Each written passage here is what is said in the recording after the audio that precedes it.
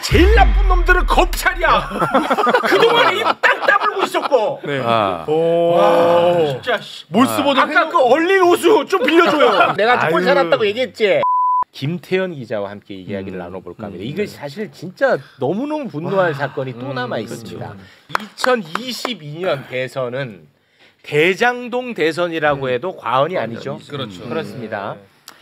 이재명은 건설업자들에게 특혜를 몰아주고 엄청나게 많은 돈을 벌게 해준 파렴치함의 끝 범죄자, 정말 나쁜 자 이재명. 그래서 0.73%포인트 차로 윤석열이 당선이 됐다고 해도 과언이 아닙니다. 맞죠? 맞아요. 다 동의하죠. 예. 그런데 우리가 대장동 사업을 들여다볼수록 정말 영화처럼 윤석열 이름이 계속 떠올랐어. 오히려 너무 영화 같은 이야기야. 그러던 중 윤석열의 아버지 집이 팔리지 않아서 엄청 고민을 하고 있었습니다. 윤석열 아버지가. 왜냐? 윤석열 아버지는 이제 연세가 많으시니까 편안한 아파트에서 살고자 했어. 근데 이 단독주택이 안 팔리네. 네. 발을 동동 굴리고 있는 거야. 이거 안 팔리니까. 네. 그래서 이걸 어떻게 해야 되나 이런 고민을 하고 있던 차에 그 집을 대장동 개발업자 김만배의 누나가 매입을 했다는 사실이 밝혀진 거야. 아, 맞다. 야, 이거 너무 이상하잖아. 하필이면 김만배 누나가. 야, 이거 진짜 영화 같지 않아요? 그 많고 많은 집 중에 윤석열 아빠의 집을 사준 거야. 안 팔리는 집을. 이거 진짜 너무 영화 같아갖고 난리가 났었단 말이야. 그게. 그런데 불구하고 그때 분위기는 윤석열이니까 이게 뭐 언론에서 막 아주 심각하게 다루지도 않고 또 이거를 윤석열이 대선 기간에 나와서 해명을 합니다. 이 관련해서 뭐라고 해명했는지 그 영상 일단 다시 한번 보고 옵니다. 사간 사람이 누군지도 우리는 모르고 중개사를 통해서 팔았기 때문에 중개료도 다 지급했고 뭐 김만배 씨의 뭐 누나라고 그래서 어제 처음 알았는데 그거에 대해서도 의혹이 있다 그러면은 수사를 하면 되지 않겠습니까? 야. 그래 이제 수사할게. 또 맞춤형 아니냐 우리가. 뭐 너가 그랬잖아. 탄핵하려면 하라고 하세요. 했잖아 우리가. 그렇지. 이제 수사하라고 하니 수사하겠습니다. 네. 야, 근데 어제 뉴스버스가 엄청나게 중요한 단독 기사를 냈습니다. 관련해서 김태현 기자와 함께 이야기를 나눠볼까 합니다. 박수로 맞이합니다. 네. 안녕하십니까, 김태현 기자입니다. 네. 참고로 우리 김태현 기자는 뉴스버스 출신입니다. 네. 네. 지금은 뉴스 토마토에 있습니다. 뉴스 토마토에 있어요? 예. 오. 그쪽 이렇게 다 돌고 도네. 네. 뉴스 시드를 찾아서. 네. 자, 어제 뉴스버스가 어떤 대단한 보도를 했느냐. 김만배의 측근이 증언을 한 거예요. 이거에 대해서 이것과 관련해서 뭐라고 했는지 올려주시기 바랍니다. 자, 김만배 누나가 19억을 주고 윤석열 아빠의 집을 사준 뒤 이후 김만배가 취득 경비 등을 포함해 자신의 누나에게 19억 5천여만 원을 준 것으로 안다. 와, 결국은 김만배가 사줬다. 네. 지금부터는 김태현 기자가 이것도 전문가거든요, 이분이. 예. 네. 제가 처음부터 다시 한번 정리를 하겠습니다. 좋습니다. 자, 사건을 좀 나눠서 얘기를 해볼 건데요. 그 먼저 이제 윤석열 씨의 부친 집을 산 것이 김만배 씨의 그 대장동 범죄 자금이었는가? 그게 첫 번째고, 두 번째는 김만배 씨를 모른다고 한 거. 그러니까 이게 이제 누가 샀는지 모른다고 얘기한 윤석열 씨의 발언이 허위 사실을 바탕으로 한 해명이었는가? 이 두 가지를 나눠서 보면 되는데, 네. 먼저 이제 윤석열 씨의 부친 고 윤기중 연세대 명예교수의 서울 서대문구 연희동 옛자택을 김만배 씨의 누나가 샀습니다. 제가 사실은 이번 보도 전에 2023년도 5월에도 보도를 했었어요. 네. 그 내용을. 근데 그때도 그 김만배 씨와 누나 두 사람을 다 아는 측근이 뭐라고 얘기를 했었냐면 김 씨의 누나가 대출금에 아니, 그 김 씨라고 하면 헷갈리니까 이름을 다 해주세요. 그러니까 김명옥 씨, 김만배 씨의 누나가 김명옥 씨입니다. 김만배 씨의 누나가 대출금의 일부를 이제 자금을 보태서 윤석열 씨 부친집을 샀는데 사전에 김만배 씨와 협의가 있었다라는 게 이제 그때 측근이 했던 얘기예요. 그게 2023년에 나왔었어요. 2023년 5월에 이미 보도를 했었습니다. 근데 이제 김만배 씨의 누나가 2019년 4월에 이제 윤석열 씨 부친집을 매입할 때 계약금을 포함해서 몇 차례 나눠서 자금을 댑니다. 근데 2019년 7월 2일에 잔금 7억 원을 치르던 날에 매입한 집을 담보로 모두 13억 원을 대출을 받습니다. 그래서 요걸 산 사람은 등기상 소유자로 김만배 씨 누나가 돼 있어요. 네네네. 근데 검찰이 2023년 2월에 김만배 씨 누나가 소유한 윤석열 씨 부친의 집을 몰수 보존합니다. 갑자기 몰수 보존이라고 하면은 부정한 돈으로 샀다고 했을 때 샀다고 판단이 들면 이거를 처분하지 못하게끔 검찰이 조치를 취하는 거군요. 맞습니다. 그래서 그 김만배 씨 누나 이름으로 돼 있는데 이 집은 2025년 6월 현재까지도 여전히 몰수 보존 상태예요. 현재까지. 근데 김만배 씨 누나의 소유인 집을 검찰이 몰수 보존할 이유가 없잖아요. 그렇죠. 그래서 그 당시에 저희가 취재했던 게 뭐냐면 그 측근이 했던 얘기입니다.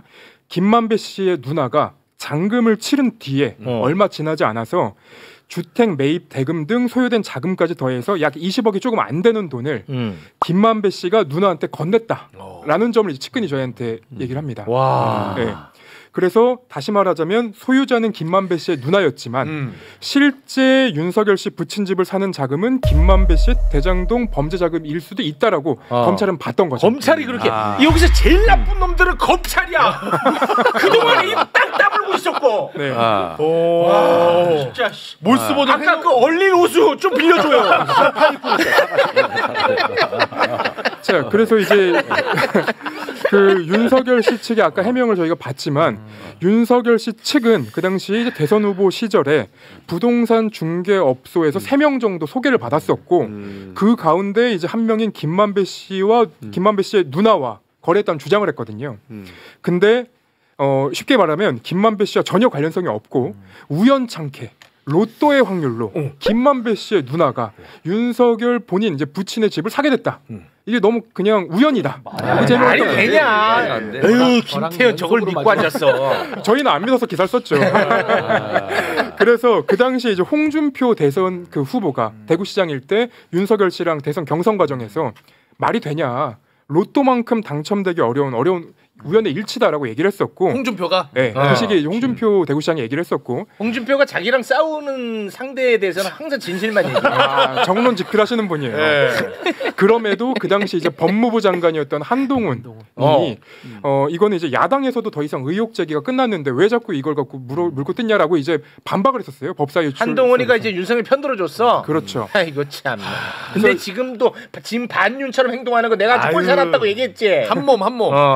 그래서 제가 이제 이전에 했던 보도를 바탕으로 오늘 뉴스버스의 보도를 다시 보면 2019년에 이제 윤석열 씨의 부친 집이라는 것을 김만배 씨가 사전에 알았을 가능성이 높고 이게 왜냐하면 윤석열 씨의 여동생과 아는 사이인 김만배 씨의 누나가 윤석열 씨의 여동생으로부터 부친 집이 잘 안 팔린다라는 얘기를 듣고 이를 김만배 씨한테 전달을 하니까 김만배 씨가 내가 사줘야겠네라고 했다는 거. 난 이 부분 굉장히 중요한 포인트라고 보거든요. 자 보세요. 윤석열에게는 여동생이 있나 봐. 네. 나는 몰랐는데. 저도. 윤석열의 여동생이 있습니다. 그리고 김만배 누나가 있어요. 둘이 친해. 이게 이상한 거야. 어떻게 알고 어떻게 친해? 그러니까. 둘이 친한 거야. 그래서 이 윤석열의 여동생이 김만배 누나한테 아유 우리 아버지 집이 안 팔려서 큰일 났어. 아파트로 가야 되는데 계속 이렇게 얘기를 하니까 김만배의 누나가 김만배한테 얘기를 해서 김만배가 사줬다는 거야. 만배야 내가 얘기 들으니까 거기 안 팔린다더라. 아이고 누나 내가 당장 살게. 지금 윤석열이 검찰총장 된대. 그럼 내가 걔한테 한번 얘기해가지고 걔라고 하지 마. 그래? 엄마라고 불러.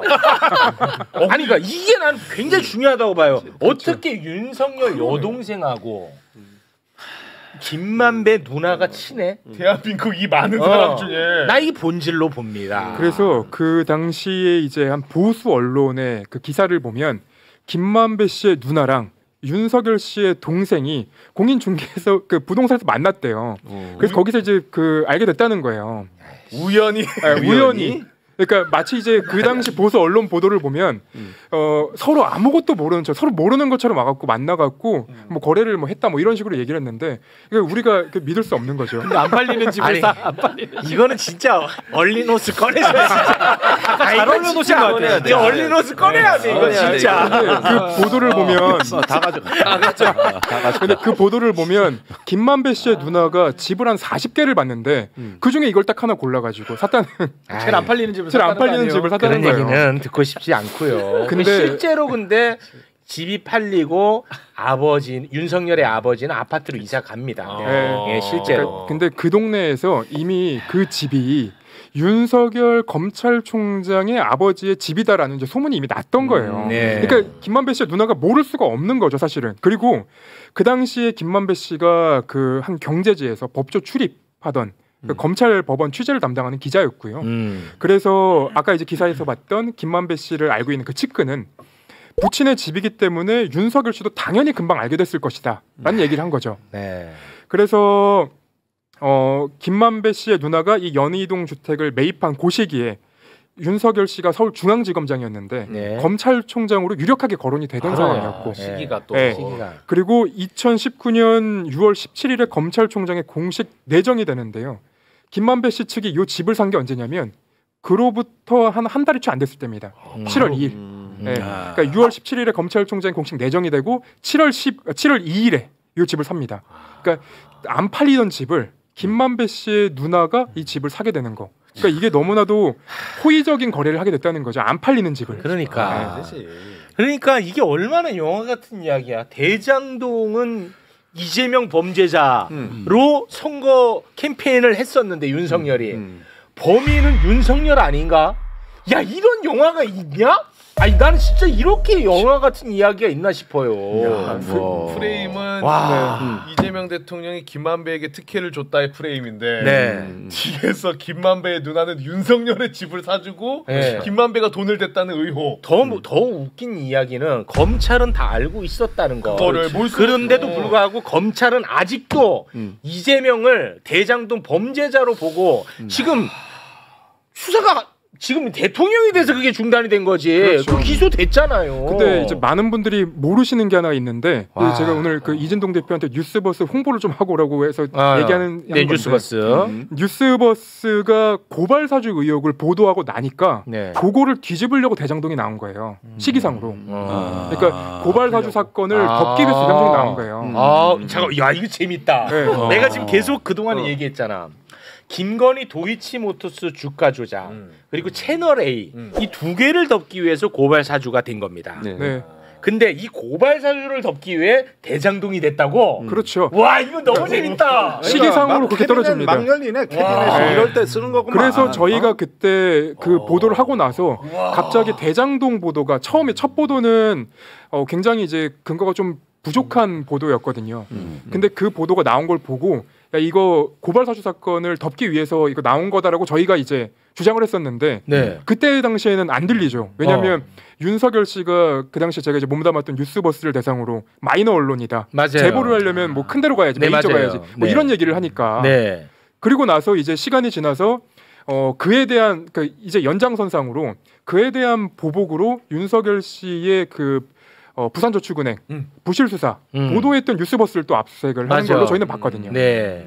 그래서 요 이제 그 김만배 씨와 관련된 내용을 조금 정리를 해보자면 마지막 조금만 더 정리를 하면 윤석열 씨가 2021년 대선 나서기 전에 김만배 씨가 사준 것을 파악하고도 그러니까 아버지의 집을 사준 거를 이제 윤석열 씨 파악하고도 대선 과정에서 우연히 거래라고 주장을 했으면 이건 허위사실 그렇죠. 주장이 되는 거죠. 네네. 그리고 이 돈으로 이 구입 그 김만배 씨가 구입한 그 돈으로 뭐 물론 누나의 이름이지만 그 돈으로 그 윤석열 씨의 부친은 이제 이사를 가게 됩니다. 아파트로. 네, 그렇기 때문에 결국은 김만배 씨의 그 대장동 불법 수익 입금으로 이 아파트로 이사간 셈이 되는 거죠. 그렇죠. 모양새가 되는 거죠. 네. 그래서 이 김건희 특검법 수사 대상이 16개인데 네. 여기 이제 윤석열 또는 김건희가 20대 대선 전후 과정에서 허위 사실을 공표한 사건도 포함을 하고 있거든요. 네. 근데 요건이 그러면 고발이 안 됐었냐? 고발이 됐었습니다. 언제 고발이 됐었냐? 2021년도에 요게 이제